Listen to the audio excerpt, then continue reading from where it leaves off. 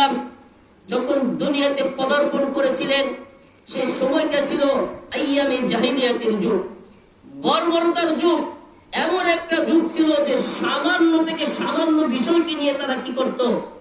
মারামারি করত, হানাহানি করত। যদি নিজে প্রতিশোধ না নিতে পারত, তার আওলাদদেরকে বলে যাইত যে প্রতিশোধ নাও। এমন একটা জঘন্যতম ছিল। একজনের গরু আরেকজনের পুকুরে কেন পানি খাইল, কিছু এখানে তারা হাঙ্গামা করত, মারামারি করত সামান্য বিষয়কে নিয়ে। তো যখন রাসূল কারীম সাল্লাল্লাহু আলাইহি ওয়াসাল্লাম দুনিয়াতে আগমন করছেন, আল্লাহ তাআলা কোরআনুল কারীমের মধ্যে ঘোষণা দিয়েছেন, ওয়ামা আরসালনাকা ইল্লা রাহমাতাল লিল আলামিন। রাসূল সাল্লাল্লাহু আলাইহি ওয়াসাল্লাম এই দুনিয়ার জন্য রহমত। জাহিলিয়াত কি হয়ে গেছে? পাল্টে গেছে।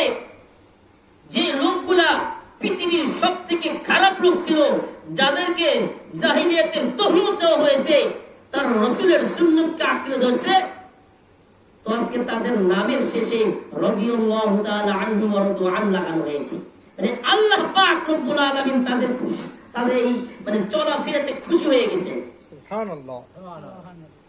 রাসূলের চরিত্র, সাহাবায়ে কেরামের চরিত্র আমার ভিতরে আনতে হবে, আমার ভিতরে আনতে হবে। রাসূলের সিরাত সম্পর্কে যে সমস্ত কিতাব পাওয়া যায়, সেই কিতাবগুলো সংগ্রহ করে পড়তে হবে। আজকে আমি মুসলমানের খাতায় নাম লেখাইছি, আমার বাবা মুসলমান, আমি মুসলমান, আমার ছেলে মুসলমান, তার ছেলে মুসলমান, এভাবে চলে আসতেছে।